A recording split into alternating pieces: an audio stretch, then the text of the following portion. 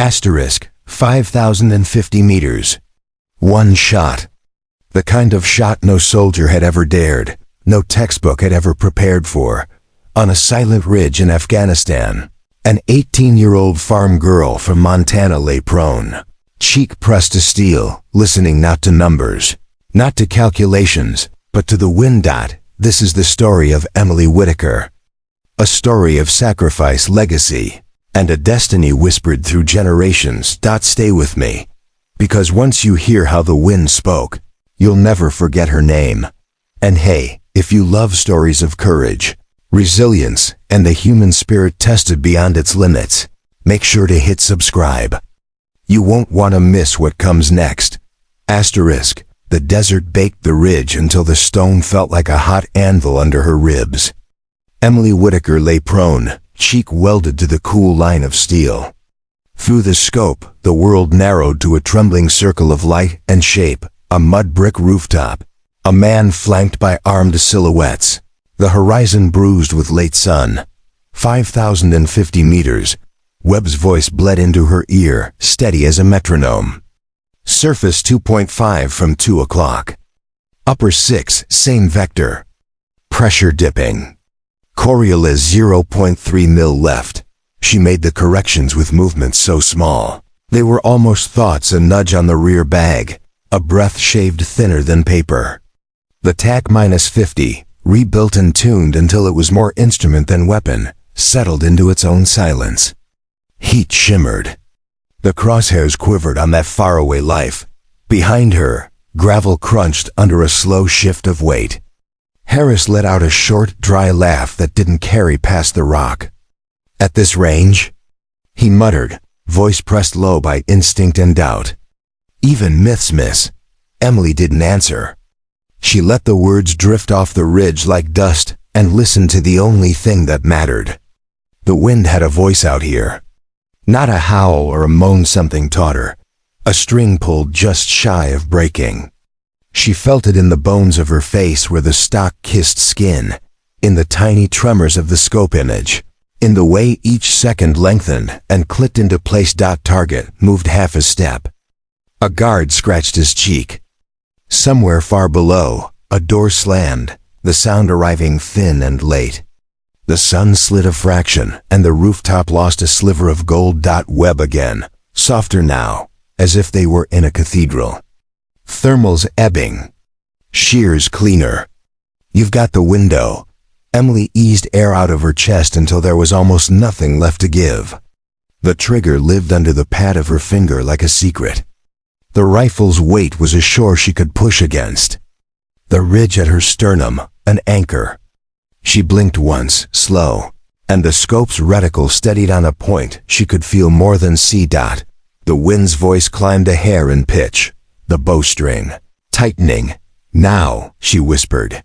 Not to Webb, not to Harris, not even to the man on the roof. To the bullet. To the air. To the part of herself that had followed the sound of weather since she was a kid in a rattling farmhouse 2 continents away. The shot broke like a knuckle, cracking under water, contained, intimate. Recoil thumped her shoulder, traveled through bone, was gone. The muzzle flash was a suggestion more than a flare.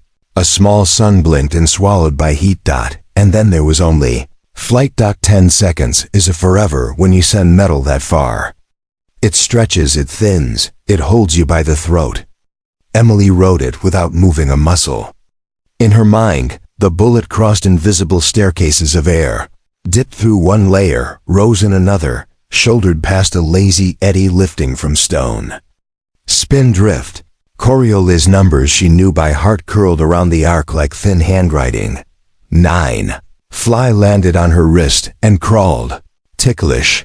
Ignored. 8. Webb said nothing. Good. There was nothing to say now. 7. Harris, single quotes, his breath went shallow behind her. That involuntary hush men make in chapels and bleeding rooms. 6. The rooftop in the golf pub. Scope held steady, a postage stamp of earth floating in a bath of heat. 5. A guard turned his head. Bored, unafraid of physics or fate. 4. The crosshairs trembled a hair's breadth.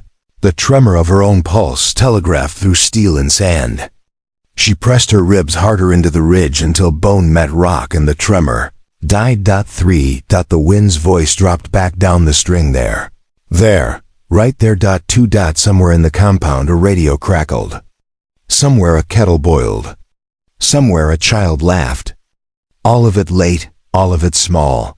All of it nothing. 1. The reticle twitched. A gray blink passed across glass, as if the world itself had flinched. Impact doesn't sound the way people think from this far. It arrives as a change in posture, a stutter in the dance.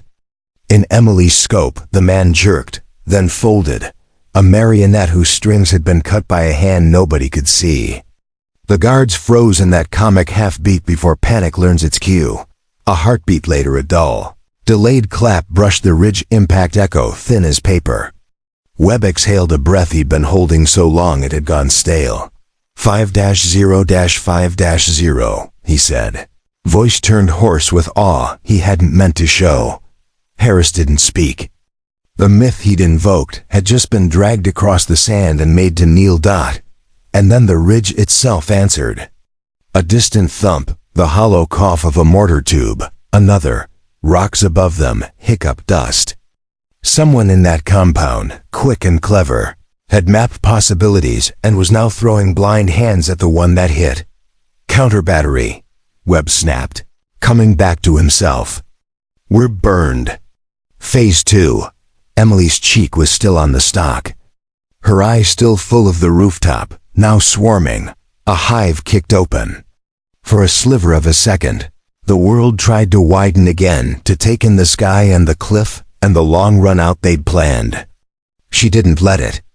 She let the circle in the glass hold her, brand her, become part of the map inside her skull. The wind eased, the bowstring slackening as if satisfied.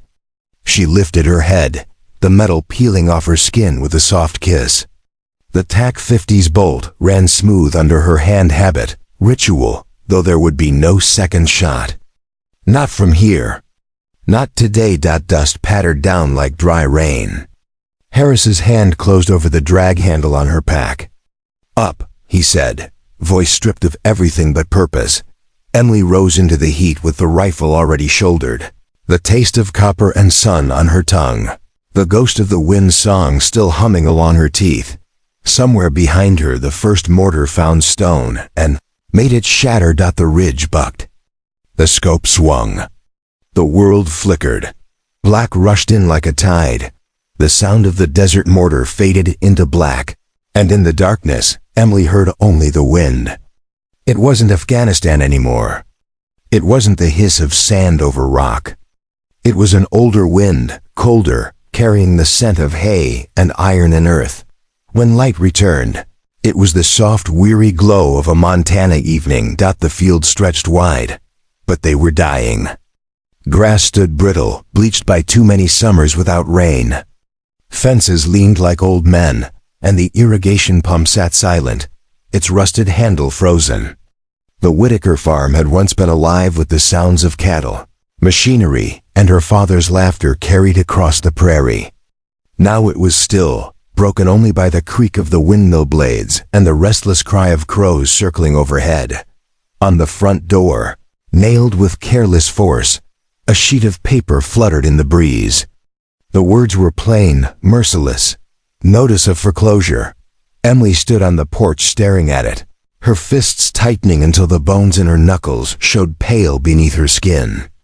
She was 18, barely an adult, but the weight in that notice was enough to bow her spine. 30 days. That was all they had left. Inside, her father sat slumped in the old rocker, its creak almost as tired as he was. Tom Whitaker had been a soldier once, broad-shouldered, sharp-eyed, the kind of man people followed without question. Now he seemed smaller, folded into himself. His gaze was locked somewhere far past the horizon, where no one could reach him. He didn't speak. He didn't need to. Emily read the surrender in his silence.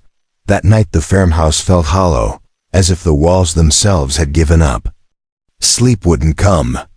She rose from her bed and climbed to the attic, the air thick with dust and forgotten years. Her flashlight beam caught a trunk shoved into the far corner, its wood darkened with age, edges scarred by time. On the lid, half buried beneath grime, was a carving, a bow drawn tight, arrow poised, etched in silver that had long since dulled. Emily's breath caught. She knelt, brushed it clean with her sleeve, and pried it open. The hinges groaned, reluctant to reveal what had been locked away. Inside lay the relics of another life. A rifle, its stock worn smooth by a hand she had never known. A tarnished insignia, green with corrosion but still bearing the faint outline of that same bow. A leather-bound journal, brittle pages yellowed by decades. And a bundle of letters tied in twine. Her hands trembled as she lifted the top letter. The ink was faded, the paper thin, but the voice that rose from it was steady, rich, and impossibly alive. Artemis never taught us how to shoot. Artemis taught us how to listen. When the wind speaks, you will know. The one who carries Artemis' bow doesn't fire with steel, but with will. She read it again and again, until the words imprinted themselves on her bones. Outside, the wind rattled the roof, as if echoing the voice.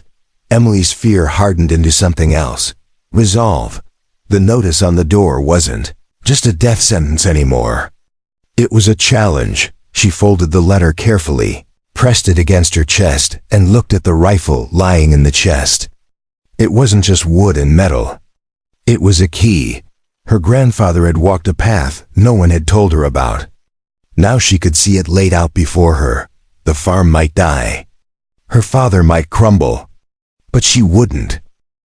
The wind shifted, carrying the scent of rain that never came. Emily closed the trunk with steady hands, her eyes sharper than they had been hours before. What she felt wasn't hope. Not yet, but it was close. The recruiter's office in town smelled of stale coffee and printer ink. Emily had never been inside before, never imagined herself here, but now the foreclosure notice weighed heavier than her doubts. She signed her name on the enlistment forms with a hand that trembled only once, then steadied. The sergeant behind the desk looked at her like she was another number in a long line. "You'll get a bonus after training, if you make it through," he said flatly, sliding the papers into a folder. "That what you're after?" Emily met his eyes. "Yes, sir," he grunted. "Farm girl wants to play soldier." Seen it before, but Emily didn't flinch. Let him think what he wanted. She wasn't here for his approval. She was here to save what was left of her family's land, and maybe, though she couldn't admit it yet, to answer the questions that had clawed at her since opening her grandfather's trunk. The training base stretched wide under a sky so sharp it looked like it could cut. Barracks lined the horizon, their walls pale and unwelcoming. Trucks moved constantly, belching fumes. Drill sergeants barked until their voices were gravel. Emily endured it. The marshes, the bruises, the endless repetitions meant to grind her down. She endured because she had no choice. But she also knew, deep down, that she was waiting. Waiting for the ranged out when the day came. She almost smiled. The shooting line buzzed with nervous chatter. Recruits dropped prone on mats, rifles clattering, fingers fumbling with bolts. The instructors walked behind them, clipboards in hand, eyes sharp. Targets loomed far downrange silhouettes, painted black against the sand. Most were standard distance, a few hundred meters. Easy for anyone who knew how to hunt. But further out, small steel plates gleamed faintly in the sun, so distant they shimmered in the heat haze. Emily lay down, the stock of her issued rifle pressing into her shoulder. It wasn't her grandfather's gun, but the weight felt familiar, comforting. She adjusted the sights, her breaths steady. To her left, a recruit cursed as his shot went wide. To her right, another flinched at the recoil, sending dirt flying. Emily tuned them out. Her first shot cracked. The rifle's kick traveled through her bones, solid, clean. Far downrange, the distant plate rang. Dead center. The chatter on the line stilled. Her second shot followed, the sound sharp and final. Another center hit by the third. The range had gone silent. She lowered the rifle slowly, feeling eyes on her. Instructors stared, pens frozen over clipboards. Recruits gaped. The silence stretched until it broke with the crunch of boots on gravel. A man approached, his uniform darker, neater, his presence heavier. He wasn't one of the instructors. He didn't wear rank like a badge, but his authority was carved into every step. His hair was cut close, streaked silver at the temples. His eyes were ice blue, and they measured her with a weight that made her throat tighten. "Whitaker," he said, his voice smooth but edged. "Tom's daughter." Emily's heart jolted. No one here should have known her father's name. "Yes, sir," she answered cautiously. He studied her, not rushing. His gaze was the kind that saw past skin, past posture, into marrow. "You don't shoot like the rest of them," he said finally. "That wasn't training. That wasn't luck. That was something else." Emily hesitated, then said the only thing that felt safe. "I grew up on a farm. We hunted. I guess I've got a good eye." The corner of his mouth twitched, not quite a smile, not quite disbelief. He reached into his coat and drew something out. It wasn't military issue. A small card, matte black, heavy as if forged rather than printed. In the center, etched so faintly it caught only the sharpest light, was a bow drawn taut, arrow poised. He held it between two fingers, the way one might hold a key. "If all you want is a paycheck, the army will give you one," he said. "But if you want to know why your grandfather carried the name he did, there's another door." Emily's breath caught in her chest. Her voice came out quieter than she meant. "What door?" "Helios." The word landed like a stone in still water. It rippled through her, stirring something she had felt since the attic. Before she could ask, before she could even find the courage to speak again, he turned and walked away. The black card lingered in her palm, heavier than it should have been. That night in the barracks, sleep was impossible. The air was thick with snores, the rustle of restless bodies, the smell of sweat and detergent. Emily lay on her cot with the black card pressed flat in her palm, tracing the outline of the silver bow with her thumb. It was the same symbol carved into her grandfather's chest. The same words inked in his journal. Artemis Reborn. Outside, wind rattled the windows. She closed her eyes and heard her grandfather's voice as though it rose from the earth itself. "When the wind speaks, you'll understand." By morning, her choice was made. The transport was unmarked. No insignia, no numbers on the tail. They flew her out under a name that wasn't hers, with paperwork that looked official but didn't exist in any registry. The plane touched down on a strip of cracked asphalt in the middle of nowhere. She couldn't say if it was Utah, Nevada, or some corner of the world where maps grew vague. Jagged hills hunched against the horizon, and the desert sprawled endless around them. The compound didn't rise from the sand, it sank into it. Concrete walls crouched low, disguised by rock and scrub. But once she passed the gates, the ground opened into corridors that tunneled downward. Cold light flickered from overhead strips. Cameras watched from corners. Everything smelled of steel and recycled air. They didn't ask her name. They gave her a number. A uniform without rank or insignia. A cot in a windowless room. The next morning, training began. It wasn't rifles, not yet. It was air. In the hypobaric chamber, Emily's lungs fought like animals in a cage. Her vision swam, black edges curling at the corners. On the screen in front of her, ballistic equations scrolled. A voice barked through the intercom. "Calculate, now." She spat blood into her sleeve and forced her brain to focus. Wind speed, density, drop. She whispered numbers to herself until they became real, until she could see the curve of the bullet as if it were already flying.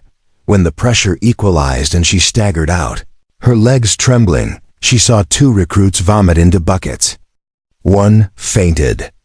She stayed upright. Then came water, a shallow pool at night, lit by harsh white floodlights. Targets floated half-submerged. Emily waded waist-deep, rifle wrapped in oilcloth. The first shot skipped across the surface, useless. She swore under her breath, reset, felt the waters drag in her bones. The second shot sliced clean, a hollow clang echoing across the basin.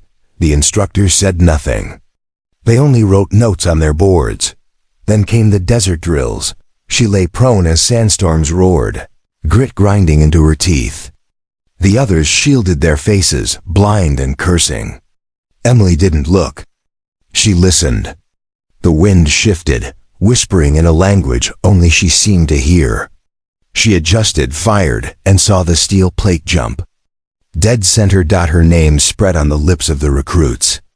Some in awe, some in doubt. Not Harris. He was older, mid-20s, a veteran among novices. Broad-shouldered, scar bisecting his eyebrow. A look in his eyes that said he'd already buried men. He watched Emily with something colder than curiosity. After one live-fire run, he cornered her near the racks. His voice was low, rough, meant only for her. "You think hitting plates makes you a soldier?" he said. "Out there, it's not about clean shots. It's about dragging a brother out of fire with half his face gone. You don't have that in you." Emily met his stare, jaw set. "You don't know what I have." His lips curled. "I know enough to bet you'll get someone killed." The words stuck, heavier than they should have, because part of her feared he might be right. From the shadows another voice cut in. Softer, nervous. She hit 4 out of 5 when the wind was breaking both ways. Emily turned. Webb stood there, thin, awkward glasses slipping down his nose, a datapad glowing in his hands. He wasn't a shooter, not really. His world was numbers and angles. But he looked at Emily like he believed in her more than in the math he carried. "She's not guessing," he said, almost apologetic. "She's reading it." Harris gave him a glance sharp enough to cut, then walked away. Webb shifted uncomfortably, then looked at Emily. "Don't let him get to you. He doesn't like anyone. Numbers don't lie. You've got something the rest of us don't." Emily didn't know what to say. But for the first time since arriving, she felt less alone. Days bled into weeks. Helia stripped them bare and rebuilt what was left. Sleep was short. Food was fuel. Bruises became constant companions. Emily stopped dreaming of Montana. She dreamed of angles, distances, wind patterns. The silver bow etched into the black card she kept hidden under her pillow. One night, during a punishing endurance march, she collapsed against a ridge, lungs clawing for air. Sand stuck to her sweat, and every step forward felt like a lie. For a heartbeat, she thought about quitting, letting the desert claim her, leaving the farm, her father, everything to fade. But then the wind shifted. It brushed her ear like a hand, carried a note like the hum of a string drawn tight. Her grandfather's voice rose in her memory. "When the wind speaks, you'll understand." Emily pushed herself up. And she kept moving. The final phase of training didn't come with an announcement. One morning they were woken an hour earlier than usual, herded into transports, and driven blindfolded into the desert. When the blindfolds came off, the sun was already a white spear in the sky. An instructor stood before them, his uniform stripped of insignia, his face stone. Behind him, targets dotted the sand at distances so absurd they shimmered into mirages. "No spotters," the man barked. "No wind gauges. No second chances. Each of you gets 3 rounds. Hit or miss. That's all you'll be remembered for." Recruits swallowed hard. Some flexed their hands, others muttered to themselves. Harris rolled his shoulders, expression unreadable. Emily felt the rifle in her hands different from the one issued before. Heavier, cleaner, a precision tool polished to a mirror's edge. It hummed in her grip, alive with expectation. She dropped prone, the sand scorching through her clothes. The horizon danced in the heat. She closed her eyes for half a breath and listened. The wind was restless today, shifting, pulling, testing her. She could feel it in the fine hairs on her arms, in the dry taste at the back of her throat. She adjusted elevation, clicked windage, and let instinct take the rest. First shot cracked. The steel plate 1.5 miles away jumped, ringing clear. A murmur swept the line. Second shot. The wind veered, and she adjusted mid-breath, slower exhale, lighter trigger. Another clang rolled across the desert, faint but undeniable. Harris fired his own shot. His target rang too clean, centered. He glanced at her, eyes sharp with challenge. Third round. Emily steadied, but this time the wind fought her. It gusted, swirled, laughed in her ear. She almost hesitated. Almost. Then she remembered her grandfather's words. The one who carries Artemis' bow doesn't fire with steel, but with will. She pulled. The shot sailed, long seconds stretched taut. When the sound came back, a faint, perfect strike, she exhaled with something close to relief. But deeper. The instructors didn't clap. They didn't praise. They just wrote, nodded, and moved down the line. But she saw it in their eyes. Recognition. When the day's trial ended, most recruits slumped, broken by misses they couldn't afford. Harris stood tall, sweat streaking his face, his 3 hits a defiance in themselves. He didn't look at Emily this time, and that silence spoke louder than any insult. Webb approached her quietly, datapad under his arm, eyes bright behind smudged glasses. "You don't know what you did, do you?" he asked. Emily frowned. "I hit. You didn't just hit. You adjusted on variables no one else even saw.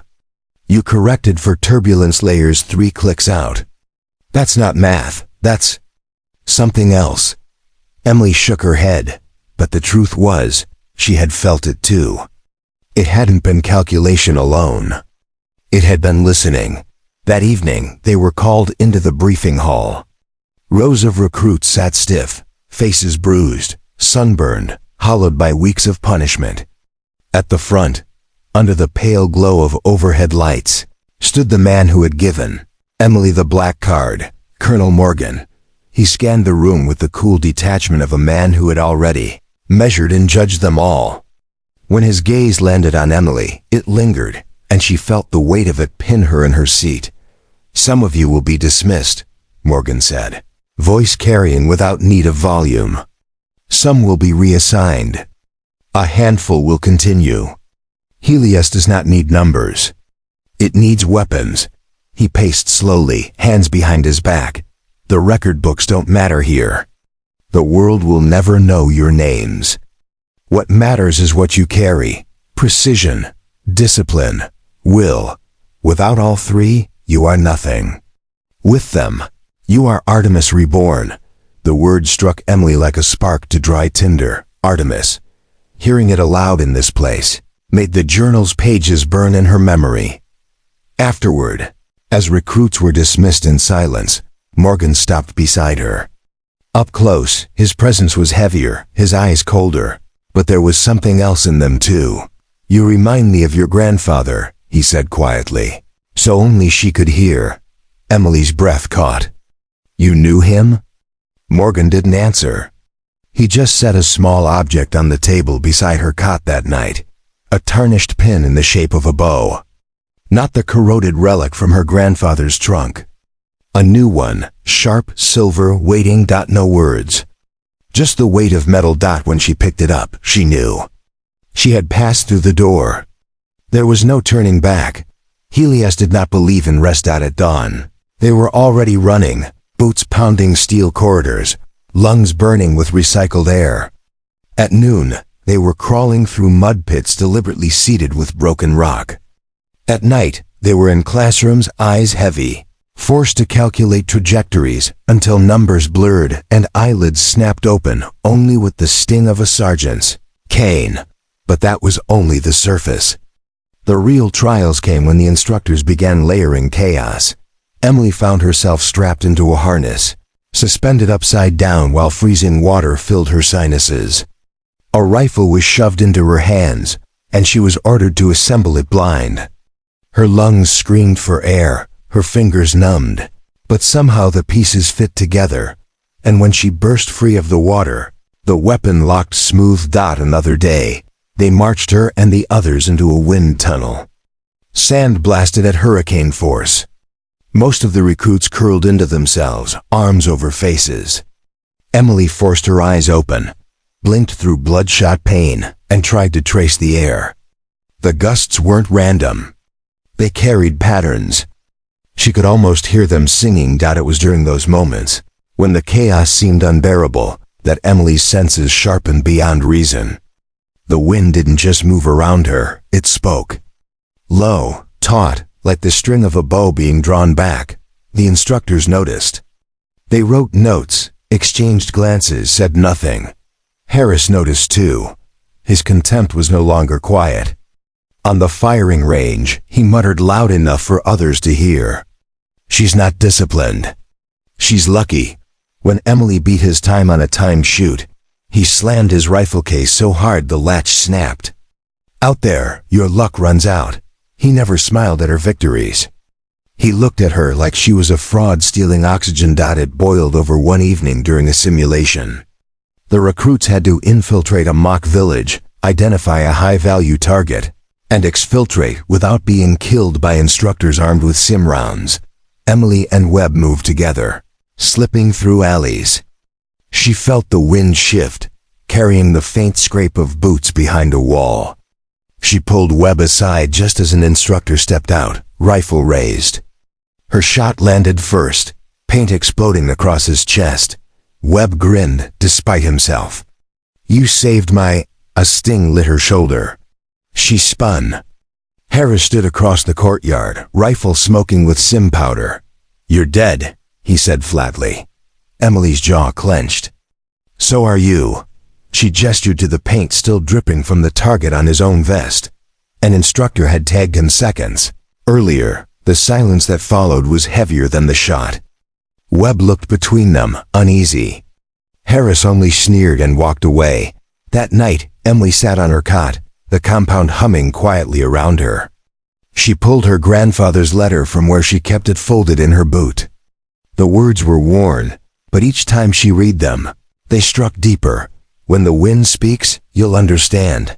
She closed her eyes, listening to the vents hiss. The air was different here, artificial, heavy with metal, but if she listened hard enough, she could almost hear the same string tautening, waiting. Weeks blurred together. The training pressed them to breaking, and then past it. Recruits dropped out. Beds emptied. Faces she had known were gone the next morning without a word. But Emily remained. So did Harris. So did Webb. One evening, Colonel Morgan appeared in the observation room as Emily was finishing a course. His hands were clasped behind his back, his expression carved from stone. She had just pulled off an impossible shot, 3 targets hit in crosswind conditions. That had fooled even the instructors. The room was silent as the final plate rang. Morgan's eyes met hers through the glass. He didn't nod. He didn't smile. But his presence was enough to tell her what she needed to know. She wasn't just surviving Helios. She was becoming it. And the wind had more to teach her. They called it the gauntlet. It was a test whispered about in the barracks. The kind that left no record but carved scars in the ones who survived it. Recruits were dragged from their bunks at midnight, wrists bound, hoods yanked over their heads. Emily felt the bite of plastic cuffs and the shove of rifle stocks as they herded her down corridors that smelled of disinfectant and steel. When the hood was pulled away, she was on her knees in a black chamber lit only by a single bulb. A rifle lay on the floor 3 feet in front of her. The instructor's voice came through a speaker, sharp, clinical. 5 hostiles. Random approach vectors. Limited rounds. Identify, eliminate. Fail, and you don't walk out. The bulb snapped off. Darkness swallowed her. Then came the sound. The scrape of boots on concrete, the breath of air disturbed by movement. Her pulse surged, but she forced it down. She listened. The wind. Even here, underground, with no breeze, she heard it. Not air currents, patterns of displacement. Echoes bouncing, tiny shifts in pressure. The same song she had always known. She rolled, seized the rifle, racked it blind, and fired. A target dropped with a clang. Another rushed from her flank. She pivoted, shot, the muzzle flash painting the chamber for a heartbeat. 3 more came, staggered. She heard them before she saw them, their movements bending the air. She adjusted, fired again. Silence fell. The bulb flicked on. 5 steel mannequins stood tagged with fresh impacts. Chest plates split open by paint and powder dot from behind the glass. Instructors stared. Webb, watching with them, mouthed a single word: impossible. Colonel Morgan's eyes narrowed, unreadable, but his lips pressed together in something that might have been approval or something. Colder dot when Emily stumbled back to her cot, her uniform soaked in sweat. Harris was waiting. "You think that proves anything?" he asked, arms crossed. "That was a trick in a box. Out there, it's chaos. Out there, people shoot back." Emily's throat was raw, but her voice stayed even. "Out there, the wind still speaks." For a moment, something flickered in Harris's eyes: anger, doubt, maybe even fear. But then he turned away, muttering, "You'll see." The next weeks grew harsher. Sleep deprivation drills. Blindfolded navigation across canyons. Simulated captures where recruits were stripped, beaten, tested for cracks in their resolve. Emily's body ached constantly, but her mind grew sharper, more honed. One afternoon, during a live-fire desert trial, the recruits lay prone across a ridge, tasked with hitting staggered targets as gusts howled down from the mountains. Harris fired first, his shots landing clean but late. Webb rattled off data, struggling to keep pace. Emily lay still, her cheek pressed against the stock, her eyes half closed. "Winds shifting between layers," Webb stammered, scrolling furiously. "Top at 5 meters per second right, middle at 3 left. Bottom, I know," Emily said quietly. She adjusted without numbers, only with what she felt, the bowstring humming taut inside her chest. She fired once. The farthest target rang. Another shot. Another plate jumped. A third through crosswind so brutal, it bent even Harris's bullet. Dead center. The ridge went silent. Instructors lowered their binoculars. Webb's jaw hung open. And Harris stared at her like he was seeing something unnatural. "She's not calculating," he muttered. "She's..." Hearing it, Morgan, watching from above, said nothing. But his hand tightened on the rail, knuckles pale. That night, Emily lay awake, staring at the ceiling. The bow pin Morgan had left her gleamed faintly in the dim light. She traced it with her thumb, the metal cool against her skin. The wind outside the compound keened against the vents. She closed her eyes and listened. For the first time, the song wasn't just noise. It was music. And she was the one holding the bow. They called it the final proof. Recruits weren't told what it was until they were already standing on the ridge, the desert night cold and sharp around them. Stars blazed above, so many that the sky itself seemed cracked with light. Below, the mock village sprawled: mud brick walls, tin roofs, alleys twisted like veins. Somewhere inside was the target. Somewhere else were the instructors, waiting with rifles loaded with sim rounds that could bruise bone. Colonel Morgan stood before them, hands clasped behind his back. His voice carried over the desert like steel dragged on stone. "Tonight," he said, "you will enter that village. Your mission: eliminate the high-value target. Extraction point is the south wall. There are no teams, no assignments. You move as you choose. But listen carefully." His gaze swept them, sharp enough to cut. "We are not testing your aim.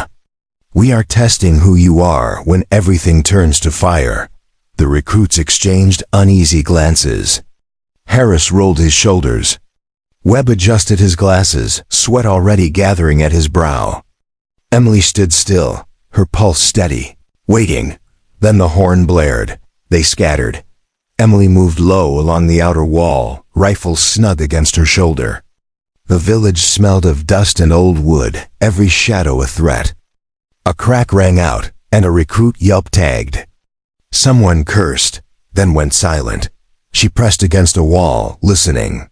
The wind funneled through the alleys, carrying sound with it. The scuff of a boot, the faint click of a safety lever. She shifted right, raised her rifle, and fired. A paint round splattered an instructor before he could fire back.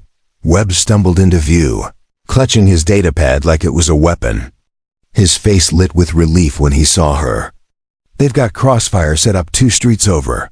A shot cracked. Webb jerked, paint exploding across his chest. He dropped to his knees, breath ragged though he wasn't truly hurt. "I'm out," he gasped. Emily froze. She could have left him. The rules said once tagged, you were done. The mission was all that mattered. Harris would have left, but she didn't move on. She crouched beside him, hand on his shoulder. "You're still walking," she said. "Stay low." "Follow me." Webb looked at her, startled. Then he nodded. They moved together. Halfway through, they cornered Harris. He was pinned behind a crumbling wall, 2 instructors firing from elevated positions. He cursed, unable to break free. His eyes found Emily, blazing with fury and desperation. "Go!" he shouted. "Take the shot. Leave me." She could have. It would have been easy. She had the angle. One clean squeeze, and she'd prove once and for all she was better. But the wind hummed against her cheek, pulling her gaze, whispering not of victory, but of choice. She shifted. Fired once, twice. Both instructors toppled, their vests splattered. The alley went quiet. Harris stared at her, disbelief written across his face.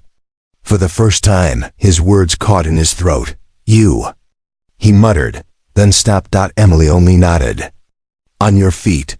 Together, bruised and breathless, the 3 of them pushed deeper into the village. By the time they reached the target house, most of the recruits were gone, tagged and out. Emily kicked the door, moved fast, and put 2 rounds into the mannequin inside. The horn blared again. Mission complete. They stood before Morgan at dawn, lined up in silence. Sand clung to their uniforms, sweat dried into salt. Webb leaned heavily against the wall, Harris's face still tight with something he couldn't name. Morgan's eyes swept them. He stopped on Emily. "You had the shot," he said. "You could have left them." "You didn't." Emily met his gaze. "What's the point of hitting a target if no one makes it home?" For the first time, Morgan's mouth curved. Not a smile, exactly something sharper, rarer. He stepped closer, voice dropping. "Your grandfather once said those words to me. Different desert. Different war. Same truth." He reached into his coat, drew out a silver pin shaped like a bow. This one was new, gleaming in the early light. He placed it in her palm. "You're Helios now," he said. "The wind chose you. Don't forget who you carry when it sings." Emily closed her hand around the pin, feeling its edges cut faintly into her skin. She looked at Webb, pale but alive. At Harris, silent but no longer sneering. Then at the horizon, where the sun was rising over the barren land, she could hear it again, the hum of the bowstring, the voice of the wind. Clearer than ever, and she knew she was ready. The air in Afghanistan was heavier, dustier, carrying the burnt tang of diesel and cordite. Emily stepped off the transport and felt the heat hit like an open furnace. The mountains rose jagged against the horizon, ancient and immovable, while the plains below were a patchwork of villages clinging to survival. Forward, Operating Base Chapman was a blur of motion, convoys rolling out, helicopters clawing the sky, men and women moving with the urgency of those who knew death might arrive any hour. For Emily, it was the first time she had stood on foreign soil with a rifle slung across her back as something more than a recruit. She was Helios now. Colonel Morgan wasted no time. Within an hour, she and the others were ushered into the Tactical Operations Center, a dim room buzzing with monitors, radios, and the low murmur of intelligence officers.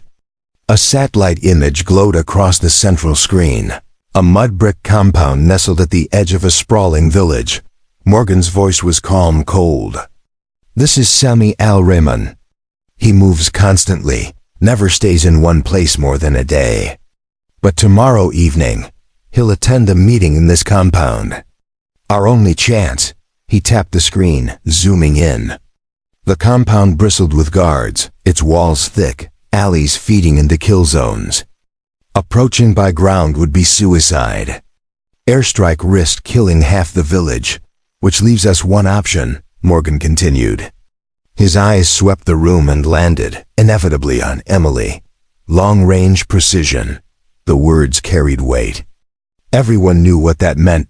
Webb was already scrolling through data on his tablet, muttering numbers. Line of sight possible from the northern ridge, elevation 1,600 meters. Distance 5050 meters. Atmospheric layers are brutal this time of year. Thermals at sunset will bend the shot. 5,050 meters, Harris repeated, flat and incredulous. That's fantasy, Morgan didn't blink. It's necessity. Emily's throat was dry, but she didn't look away from the image. The rooftop where Al-Rahman would stand shimmered on the screen. She could almost see the wind moving across it. Webb glanced at her, then back at his numbers. We'd need multiple sensors placed along the trajectory. Drones feeding wind vectors in real time. Adjustments every few seconds. Even then, his voice faltered. The margin for error is a mile wide. Harris leaned forward, his tone sharp.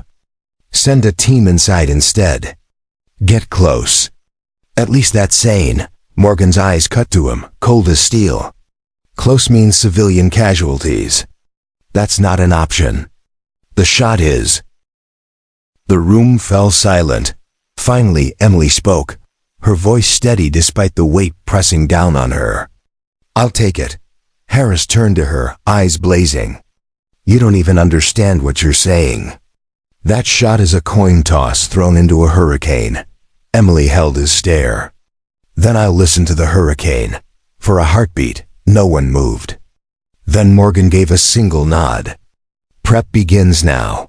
That night, the three of them pored over maps and weather charts in a dim tent lit by a single lamp. Webb's fingers flew across his keyboard, pulling up wind models, topographic scans, bullet drop charts. Equations spilled across the screen, endless, shifting with every variable. It's not just the wind on the ground, Webb muttered. It's the wind up there, layers of it. Surface 2 meters per second one way, 5 kilometers up another way entirely. And the Coriolis drift alone at this latitude. He rubbed his forehead, overwhelmed by his own numbers. Emily sat quietly, eyes fixed on the map. She wasn't drowning in data. She was listening. The desert outside hissed against the tent walls. The wind was already speaking, even here. Harris paced, restless, his jaw tight. This is madness. You'll risk all of us chasing a ghost. One bad gust, one miscalculation, and it's our blood on the dirt. Emily looked up at him. Then don't think of it as calculation. Think of it as faith, he scoffed. But the edge of doubt in his voice wasn't as sharp as before. The day before the mission, they climbed the northern ridge to scout. The ascent was brutal, jagged rock cutting through boots, packs grinding into shoulders. But when they reached the top, the view was undeniable. The village sprawled below like a fragile patchwork quilt, the compound at its heart. Beyond it, the horizon shimmered with heat. Emily dropped to her stomach, set her rifle on its bipod, and pressed her cheek to the stock. Through the scope, the rooftop filled her vision. Still empty, but waiting. The wind slid across her skin, tugging at her hair, whispering through the rocks. She closed her eyes for a moment. The bowstring was there, taut, humming. She opened her eyes, and for the first time, the distance didn't feel impossible. It felt inevitable. The ridge became their board, the desert their pieces. By morning, Webb had already unpacked his kit. Small metal canisters, wind sensors were planted along the slope at precise intervals, each one transmitting data back to his tablet. He muttered constantly as he worked, feeding the machine with numbers, layering models that shifted as the day grew hotter. "Surface gusts are erratic," he said, squinting at the readout. "But if we track the upper thermals, we can predict." His voice trailed off, lost in equations only he could follow. Harris moved differently. He wasn't interested in numbers. He walked the ridgeline again and again, boots crunching on stone, studying every angle of approach and escape. He marked fallback routes with discrete chalk lines, checked the battery life of radios, memorized the time it would take to reach extraction. Finally, he snapped his map closed and muttered, "If this goes bad, no equation will save us. Only speed." Emily listened but said nothing. She had set her rifle on the bipod, running her hands over every part: bolt, scope, suppressor. Each click of adjustment was careful, deliberate. She wasn't chasing perfection in the weapon. She was finding the rhythm in herself. The sun crept higher. Heat waves shimmered off the rocks. The compound below was quiet, unaware. That afternoon, Morgan arrived by helicopter, dust spiraling around him as he stepped onto the ridge. He didn't look at Emily first. He looked at the horizon, long and hard, as though measuring it. Then his eyes shifted to her. "Are you ready?" Her throat was dry, but her voice came out steady. "Yes, sir." "Good," he said simply, as though it had already been decided. "Because tomorrow, the world shifts 5,000 meters on a single breath." He left without another word, the rotor wash scattering grit into their faces. Harris cursed it under his breath. Webb coughed, clutching his datapad to his chest like a shield. Emily only brushed sand from her cheek and watched the helicopter vanish into the sun. Night fell heavy on the ridge. The desert cooled, wind slipping like knives through their camp. They sat in silence around a dim red lamp, each caught in their own thoughts. Webb fiddled with his tablet until his eyes blurred. Finally he whispered, "You know, statistically, this isn't possible. Every model I run ends in failure. But—" He looked at Emily, hesitant, almost apologetic. "I believe you'll do it anyway." Emily's chest tightened at his words. She wasn't sure why, whether it was the faith in his voice, or the weight it put on her shoulders. Harris broke the silence with a bitter laugh. "Belief doesn't stop bullets." He stared into the darkness, jaw clenched. "When the first mortar lands up here, belief won't get us out." Emily met his glare calmly. "No, but listen, it might." He shook his head, turned away, but didn't argue further. Later, when Webb and Harris finally slept, Emily stayed awake, lying on her back beneath a sky so thick with stars, it looked like spilled salt. The wind whispered across the ridge, threading through the rocks, tugging gently at her hair. She closed her eyes and let it speak. It wasn't words, but it was music. A bowstring drawn taut, a note sustained. Tomorrow she would have to release it. For now she listened. Dawn bled across the desert in slow strokes of gray and red. The ridge was still, the village below wrapped in the half-light of sleep.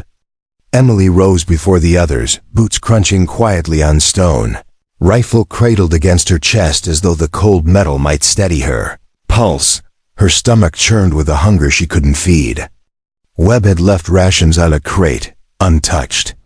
Harris sat hunched nearby, sharpening a knife he'd never use in the mission, steel whispering against stone. It was less about the blade, and more about keeping his hands busy. No one spoke. The helicopter had dropped supplies in the night. Extra ammo, spare batteries, encrypted radios. Webb checked them twice, then again, his eyes ringed with sleeplessness.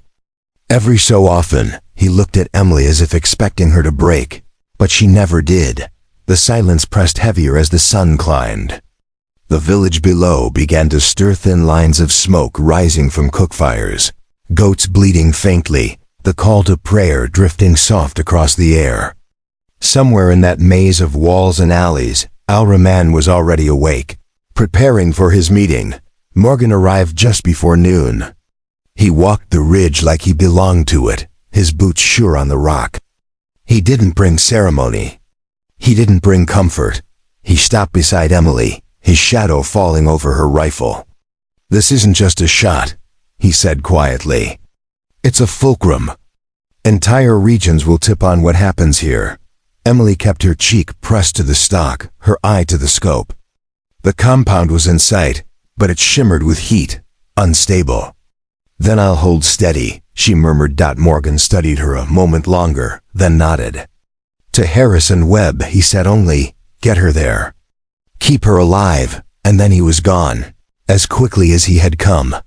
Afternoon heat pressed like a hand against their backs as they began the climb. The ridge wasn't kind. Rocks shifted under their boots, packs dragged at their shoulders. The sun scalded the skin beneath their uniforms. Webb carried his tablet strapped across his chest, sensors feeding him constant updates. He read them aloud in short bursts. Surface wind steady, 2.3. Upper wind climbing. Pressure falling, 0.1. His voice was calm, but sweat poured down his temples. Harris moved ahead, scanning every angle with soldier suspicion. He checked ridgelines, shadowed gullies, every place a muzzle might rise. His rifle never lowered. Emily followed in silence, every breath measured, every step deliberate. She felt the weight of the rifle on her back, not as a burden but as an inevitability. The wind touched her skin, tugging, shifting, whispering in the same language she'd been hearing since Montana. When they reached the crest, the village spread beneath them, smaller now, fragile, like pieces on a chessboard waiting for a hand to move them. Emily dropped to her stomach, unrolled the mat, and set her rifle. The scope's glass shimmered with mirages, but the rooftop of the compound was clear enough. Empty for now. Her hands didn't shake. Webb crouched beside her, typing furiously, feeding her corrections. Harris lingered behind, scanning their flanks, muttering to himself as though trying to predict how fast they'd burn once the first mortar fell. The sun slid lower. Shadows stretched. The moment drew closer. Emily pressed her cheek to the stock, exhaled slow, and listened. The wind was louder here, tugging like a bowstring wound to breaking. It hummed through her bones, a note stretched, waiting for release. She was ready to follow it.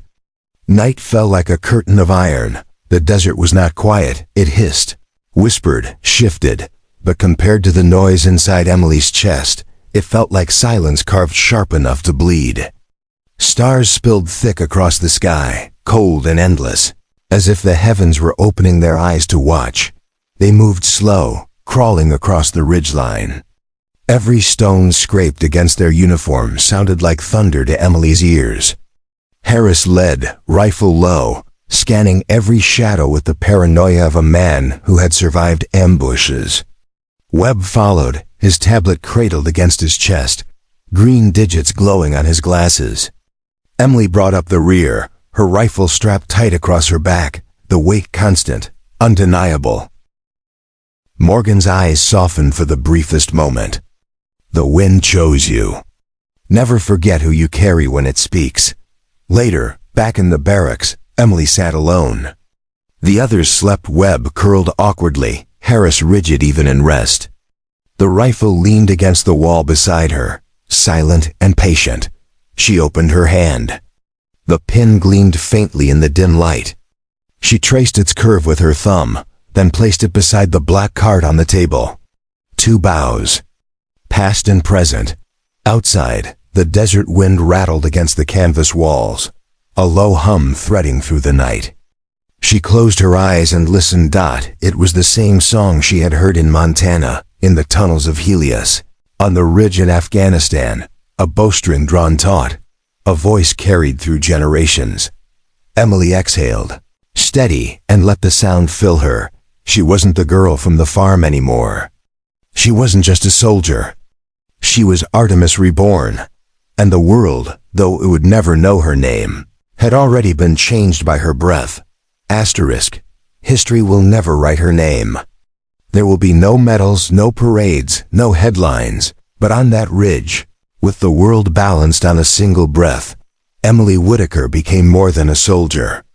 She became the echo of a promise, the heir to a legacy, the wind's chosen daughter. Her shot saved lives, but her story reminds us of something greater, that courage is not about glory. It's about carrying those who came before us, and leaving behind something worth remembering, even in silence. If this story moved you, if it made you feel the wind on your own skin, join us. Subscribe, so you can walk with us through more untold journeys of courage and sacrifice. Asterisk.